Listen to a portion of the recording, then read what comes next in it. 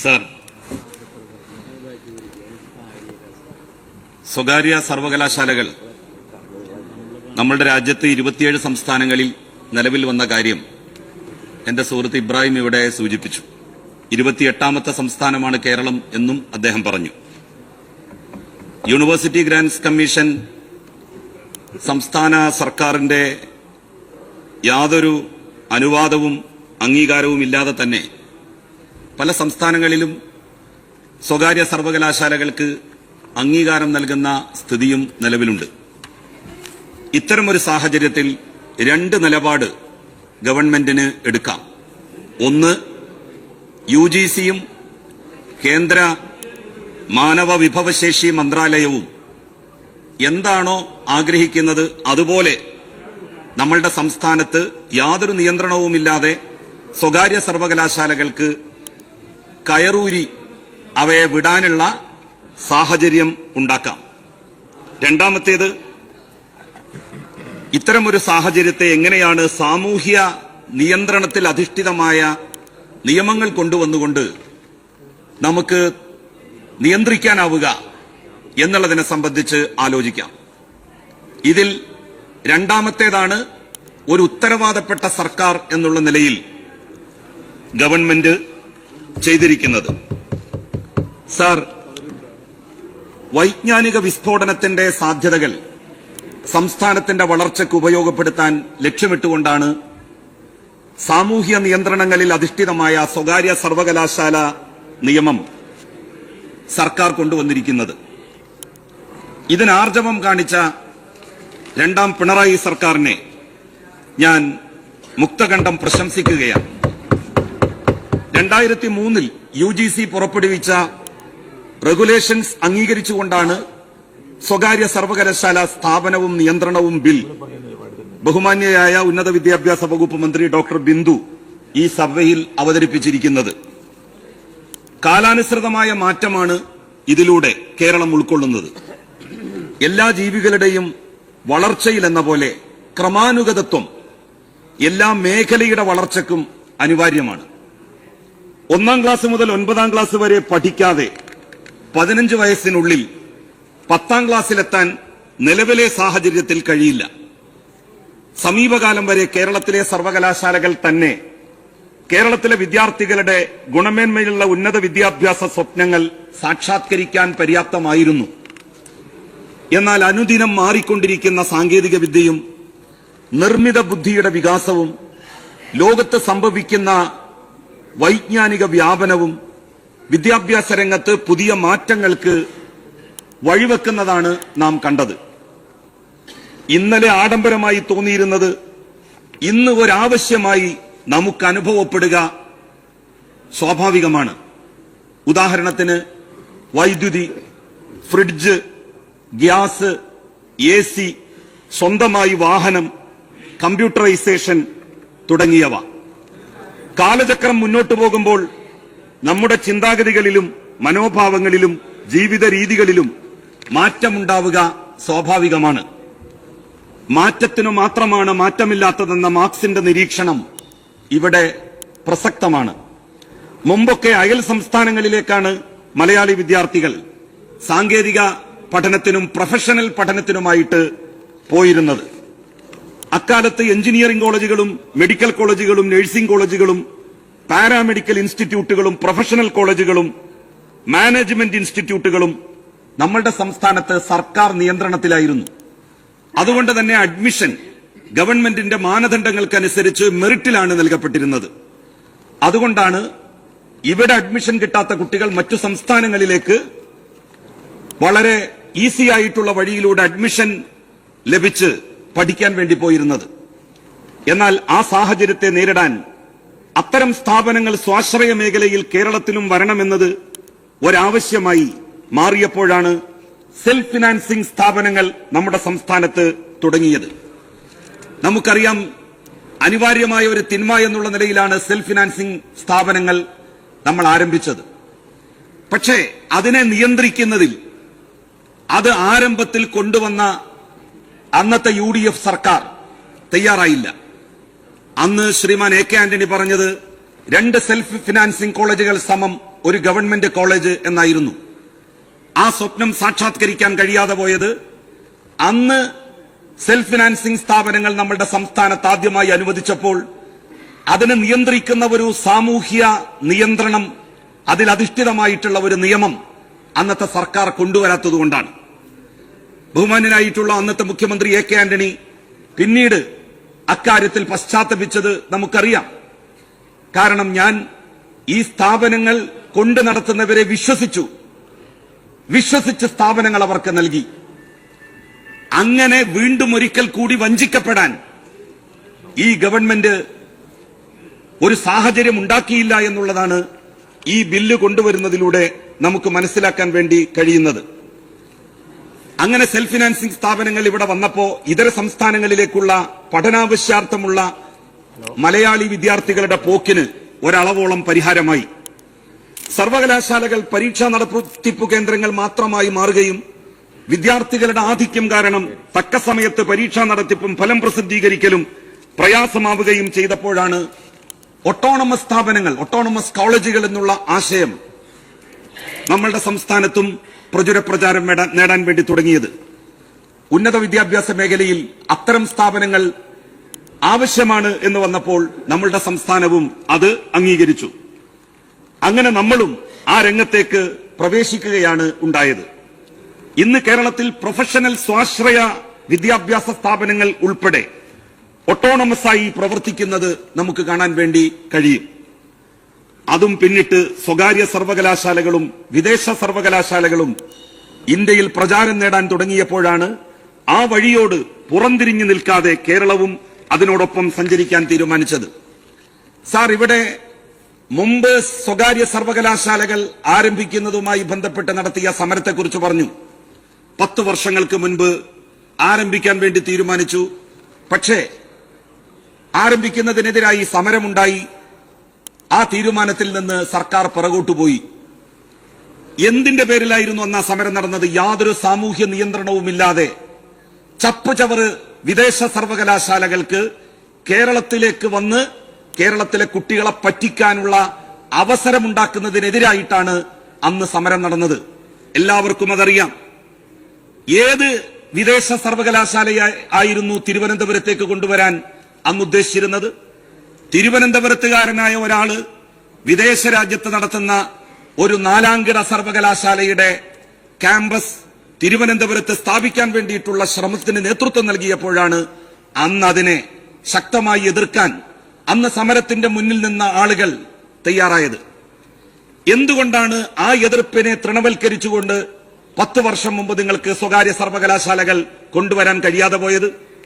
അന്ന് സമരക്കാരുയർത്തിയ ആവശ്യം നീതിയുക്തമാണ് എന്ന് നിങ്ങൾക്ക് കൂടി ബോധ്യമുള്ളതുകൊണ്ടാണ് നിങ്ങൾ ആ എതിർപ്പിനെ മറികടന്നുകൊണ്ട് അന്ന് സർവകലാശാലകൾ സ്ഥാപിക്കാൻ തയ്യാറാകാതെ പോയത്. സാർ, ഇവിടെ പല പരിഷ്കരണങ്ങൾ വന്നപ്പോഴും നമുക്കറിയാം അതിനെതിരായി സമരങ്ങൾ ഉണ്ടായിട്ടുണ്ട്. ആ സമരങ്ങളെ മറികടന്നുകൊണ്ട് കാര്യങ്ങൾ ലക്ഷ്യസ്ഥാനത്തേക്ക് കൊണ്ടുപോകാൻ സാധിക്കുന്നത് ജനങ്ങളെ വിശ്വാസത്തിലെടുത്തുകൊണ്ടും ജനങ്ങൾ ഇത് നടപ്പിലാക്കാൻ വേണ്ടി ഉദ്ദേശിക്കുന്നവരുടെ നയപരിപാടികൾ അംഗീകരിക്കുന്നു എന്നുള്ള ബോധ്യത്തിന്റെയും അടിസ്ഥാനത്തിലാണ്. അതുകൊണ്ടാണ് ചില എതിർപ്പുകൾ നാഷണൽ ഹൈവേയുടെ കാര്യത്തിൽ വന്നപ്പോൾ UDF പിന്മാറിയത്. അതേ എതിർപ്പുകൾ LDF വന്നപ്പോഴും ഉണ്ടായിരുന്നു. അതിനെ മറികടന്നുകൊണ്ട് കാര്യം യാഥാർത്ഥ്യമാക്കാൻ സർക്കാരിന് കഴിഞ്ഞു. സത്യത്തിൽ സമാനമായിട്ടുള്ള സമീപനമാണ് സ്വകാര്യ സർവകലാശാലകളുടെ കാര്യത്തിലും സംഭവിക്കുന്നത്. ഏത് എതിർപ്പിനെയും മറികടന്നുകൊണ്ട് മുന്നോട്ടു പോകാൻ ഒരു സർക്കാരിന് കഴിയുന്നു എന്നുള്ളത് ആ സർക്കാർ മുന്നോട്ട് വെക്കുന്ന സാമൂഹ്യ നിയന്ത്രണം ഫലവത്താണ് എന്ന് ജനങ്ങൾ വിശ്വസിക്കുന്നു എന്നുള്ള ബോധ്യത്തിന്റെ കൂടി അടിസ്ഥാനത്തിലാണ്. ഞാൻ ഈ സർവകലാശാല, ഓപ്പൺ സർവകലാശാല നമ്മളൊക്കെ സ്വാഗതം ചെയ്യണം. പക്ഷെ 10 ഏക്കർ സ്ഥലവും 25 അങ്ങനൊരു കോളേജ് അധ്യാപകൻ കൂടിയാണ്, 25 കോടി രൂപയും ഒരു നിബന്ധനയായി വെച്ചാൽ ആർക്കായിരിക്കും ഇത് നടത്താൻ കഴിയുന്നത് എന്ന് അങ്ങ് ചിന്തിച്ചിട്ടുണ്ടോ? അത് കുറയ്ക്കണമെന്ന അഭിപ്രായം അങ്ങേക്കുണ്ട്? ശ്രീ ജലീൽ, എല്ലാവരും കാണിച്ച ഒരു രീതി അങ്ങേയും തുടരണമെന്ന് അഭ്യർത്ഥിക്കുകയാണ്. ഇതുവരെ എല്ലാവരും കാണിച്ച ഒരു രീതി ഞാൻ അതിനെ സംബന്ധിച്ച് ആലോചിച്ചു. സാർ, നമ്മളുടെ നാട്ടിലെ സെൽഫ് ഫിനാൻസിംഗ് സ്ഥാപനങ്ങൾ നമ്മൾ തുടങ്ങി. തുടങ്ങിയപ്പോൾ കുറച്ചേ ഉണ്ടായിരുന്നുള്ളൂ. ഇന്ന് കേരളത്തിൽ 1000-ലധികം സെൽഫ് ഫിനാൻസിംഗ് കോളേജുകളുണ്ട്. അതെ, ആളുകളില്ല. എഞ്ചിനീയറിംഗ് കോളേജുകൾ നമ്മളുടെ ആവശ്യത്തിലും കൂടുതലായിട്ട് നമ്മൾ ആരംഭിച്ചു. 180ഓളം സ്വകാര്യ സ്വാശ്രയ എഞ്ചിനീയറിംഗ് കോളേജുകൾ വന്നു. പല എഞ്ചിനീയറിംഗ് കോളേജുകളും പൂട്ടിപ്പോയി. പല എഞ്ചിനീയറിംഗ് കോളേജുകളിലും പല ബ്രാഞ്ചുകൾക്കും കുട്ടികളില്ല പഠിക്കാൻ. പല സ്ഥാപനങ്ങളിലും 10-15 കുട്ടികൾ മാത്രമാണ് ഓരോ കോഴ്സുകൾക്കും പഠിക്കുന്നത്. ഇത്തരം ഒരു സാഹചര്യം സ്വകാര്യ സർവകലാശാലകളുടെ കാര്യത്തിൽ വരാൻ വേണ്ടി പാടില്ല. വളരെ ഗൗരവത്തോടുകൂടി ഈ സർവകലാശാലയെ കാണുന്ന ആളുകൾക്ക് മാത്രമേ, അല്ലെങ്കിൽ സൊസൈറ്റികൾക്ക്, സംവിധാനങ്ങൾക്ക് മാത്രമേ ഇത്തരത്തിലുള്ള സർവകലാശാലകൾ നൽകാവൂ. അതിന് കുറച്ച് അപ്രാപ്യമെന്ന് നമ്മൾക്ക് തോന്നുന്ന നിബന്ധനകൾ മുന്നോട്ട് വെച്ചാലേ ഇതിന്റെ ഒരുപാട് സ്വകാര്യ സർവകലാശാലകൾ വന്ന് ആകെ ഇതിന്റെ മെറിറ്റും ആകെ ഇതിന്റെ വിശുദ്ധിയും അതിന്റെ ഒരു ഔന്നിത്യവും ഇല്ലാതാക്കുന്ന സ്ഥിതി ഒഴിവാക്കാൻ സാധിക്കൂ എന്നാണ് പിന്നീട് എനിക്ക് എന്റെ തന്നെ സ്വന്തമായിട്ടുള്ള ഒരു ആലോചനയിൽ മനസ്സിലായത്. സാർ, വിദ്യാഭ്യാസത്തിന്റെ കച്ചവടവൽക്കരണം പരമാവധി തടഞ്ഞുകൊണ്ടാണ് കേരളത്തിന്റെ പ്രത്യേകമായ സാമൂഹ്യ സാഹചര്യത്തിൽ എല്ലാ മാറ്റങ്ങളും യാഥാർത്ഥ്യമായിട്ടുള്ളത്. ഇതെല്ലാം നേരത്തെ ആകാമായിരുന്നില്ലേ എന്ന് ചോദിക്കുന്നവരുണ്ട്. നിങ്ങൾക്കെന്തേ നേരത്തെ ജനിക്കാമായിരുന്നില്ലേ എന്ന് ചോദിക്കും പോലെയാണത്. എല്ലാറ്റിനും അതിന്റേതായ ഒരു സമയമുണ്ട്. ആ മുഹൂർത്തം എത്തുമ്പോൾ സംഭവിക്കേണ്ടത് സംഭവിക്കും. പാല് കൊടുക്കേണ്ട പ്രായത്തിൽ ഒരു കുട്ടിക്ക് ബിരിയാണി കൊടുക്കാൻ ആരെങ്കിലും മുന്നോട്ട് വന്നാൽ ബുദ്ധിയുള്ളവർ അതിനെ എതിർക്കും. അത് പ്രകൃതി സഹജമാണ്. എന്നാൽ കുട്ടിക്ക് ബിരിയാണി തിന്നാൻ പ്രായമാകുമ്പോൾ സ്വാഭാവികമായും അത് നൽകും. മുമ്പ് കുട്ടിക്ക് ബിരിയാണി കൊടുക്കുന്നതിനെ എതിർത്ത നിങ്ങൾ ഇപ്പോൾ എന്താണ് അതേ കുട്ടിക്ക് ബിരിയാണി കൊടുക്കുന്നത് എന്ന് ചോദിക്കുന്നത് ബുദ്ധിയില്ലായ്മയും വിവേകമില്ലായ്മയുമാണ്. സാർ, നവീനതയെ പുൽകാൻ മനുഷ്യനെ പ്രാപ്തമാക്കുന്നതിൽ കാലത്തിനും സമയത്തിനുമുള്ള പങ്ക് അതിപ്രധാനമാണ്. കാലത്തോടൊപ്പം സഞ്ചരിക്കാൻ മലയാളിയെ പ്രാപ്തമാക്കുന്ന നിയമനിർമ്മാണത്തിനാണ് കേരള നിയമസഭ ഇന്ന് സാക്ഷ്യം വഹിക്കുന്നത്. ഈ നിയമം പാസാക്കപ്പെടുന്നതോടെ വിദേശ സർവകലാശാലകൾ അടക്കമുള്ള സ്വകാര്യ സർവകലാശാലകൾ കേരളത്തിൽ ആരംഭിക്കാനാകും. ദക്ഷിണേന്ത്യയിൽ വിദ്യാഭ്യാസ ഹബ്ബായി അറിയപ്പെടുന്ന പട്ടണങ്ങളാണ് ബാംഗ്ലൂരും ഹൈദരാബാദും. അതിന് സമാനമായി തിരുവനന്തപുരത്തെയും കൊച്ചിയെയും കോഴിക്കോടിനെയും കണ്ണൂരിനെയും നമുക്ക് മാറ്റാനാകണം. ഇന്ത്യയിൽ ഒരു വിദ്യാഭ്യാസ ഹബ്ബാകാൻ ഏറ്റവും യോഗ്യമായ സംസ്ഥാനമാണ് സാർ കേരളം. കേരളം ഉയരാതിരുന്നത് ദേശീയ സ്ഥാപനങ്ങൾ കേരളത്തിൽ പൊതുവെ കുറവായതുകൊണ്ടുകൂടിയാണ്. കേവലം 10 വർഷം മുമ്പാണ് നമുക്കൊരു IIT അനുവദിച്ചു കിട്ടിയത്. നിലവിലുണ്ടായിരുന്ന REC ആണ് NIT ആയി ഉയർത്തപ്പെട്ടത്. കുസാറ്റാണ് ദേശീയ സ്വഭാവത്തോടുകൂടി പ്രവർത്തിക്കുന്ന കേരളത്തിലെ ഒരു സ്ഥാപനം. തിരുവനന്തപുരത്തെ ഐസറും ആ ഗണത്തിൽ വരുന്നു. കാസർകോട്ടെ കേന്ദ്ര സർവകലാശാലയും നാഷണൽ ലോ യൂണിവേഴ്സിറ്റിയും ഞാൻ വിസ്മരിക്കുന്നില്ല. എന്നാൽ ഈ സ്ഥാപനങ്ങളൊക്കെ കേരളത്തിൽ വന്നത് ഏറെ വൈകിയാണ്. അതുകൊണ്ട് തന്നെ കേരളത്തിന് ഒരു എഡ്യൂക്കേഷൻ ഹബ്ബാകാൻ ഇനിയും സാധിച്ചിട്ടില്ല. ദേശീയ അന്തർദേശീയ സ്വഭാവത്തോടെയുള്ള സ്ഥാപനങ്ങൾക്ക് അവയുടെ സെക്കുലർ സ്വഭാവം നിലനിർത്തി പ്രവർത്തിക്കാൻ കേരളത്തോളം അനുകൂലമായ ഒരു സംസ്ഥാനം വേറെയില്ല.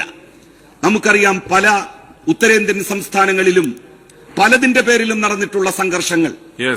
നോമ്പുകാലത്ത് നോമ്പെടുത്തു എന്നുള്ളതിന്റെ പേരിൽ വിദ്യാർത്ഥികളെ പീഡിപ്പിക്കുകയും പ്രയാസപ്പെടുത്തുകയും ചെയ്ത സ്ഥിതിവിശേഷം. അത്തരത്തിലുള്ള യാതൊരു സ്ഥിതിവിശേഷവും കേരളത്തിൽ ആര് ഭരിച്ചാലും ഉണ്ടാവില്ല എന്നുള്ളതുകൊണ്ട് തന്നെ കേരളമാണ് ഇന്ത്യയിൽ എല്ലാ വിദ്യാർത്ഥികൾക്കും ഒരുമിച്ച് വന്ന് പഠിക്കുവാനുള്ള ഏറ്റവും അനുകൂല സാഹചര്യം നിലനിൽക്കുന്ന സംസ്ഥാനം. പക്ഷേ നമുക്കത് ഇന്നും വേണ്ട വിധത്തിൽ ഉപയോഗപ്പെടുത്താൻ കഴിഞ്ഞിട്ടില്ല. ദേശീയ അന്തർദേശീയ സ്വഭാവത്തോടെയുള്ള സ്ഥാപനങ്ങൾ അവയുടെ സെക്കുലർ സ്വഭാവം നിലനിർത്തി പ്രവർത്തിക്കാൻ കേരളത്തിലേക്ക് വന്നാൽ അവർക്ക് നിഷ്പ്രയാസം കഴിയും. കുറച്ച് വൈകിയാണെങ്കിലും കേരളത്തിന്റെ പരാധീനതകൾക്ക് അറുതിയാവുകയാണ്. കേരളത്തിൽ സ്വകാര്യ സർവകലാശാലകൾ സ്ഥാപിക്കുന്നതിനുള്ള വ്യവസ്ഥകൾ ശ്രീ ജലീൽ ചുരുക്കണം. ഇവിടെ പറഞ്ഞു കഴിഞ്ഞു. സാർ, ചില ആശങ്കകളും കൂടി ഞാനിവിടെ പങ്കുവെക്കുകയാണ്. ഒന്ന്, സ്വാശ്രയ എഞ്ചിനീയറിംഗ് കോളേജുകൾ പോലെ ബ്രായ് പറഞ്ഞതുമാതിരി അല്ലത്. ഞാനൊരു കോളേജ് അധ്യാപകനാണ്, സ്കൂൾ അധ്യാപകനാണ്. ചുരുക്കണം, ഇത് ശരിയല്ല. കാരണം ചെയറിന്റെ അഭ്യർത്ഥന ഡിസന്റിനോട് മാനിച്ചിരുന്നു. ഇത് ശരിയല്ല. Yes yes. സാർ സാർ അതൊരു തമാശ രൂപേണ പറഞ്ഞതാണ്. അതങ്ങനെ ഒരു അവമാനിക്കാൻ നിങ്ങൾ തമ്മിലുള്ള സൗഹൃദത്തിന്റെ ഭാഗമായി പറഞ്ഞതാണ്. Yes yes yes yes. Sri Jaleel ഒന്നവിടെ ഇരിക്കണം. Yes yes. ഇബ്രാഹിമേ, ശ്രീ ജലീൽ. Yes yes. ഇബ്രാഹിം പറ. അല്ല sir, yes yes yes. T V Ibrahim പറ. Yes yes. T V Ibrahim പറ. ഇബ്രാഹിം പറ.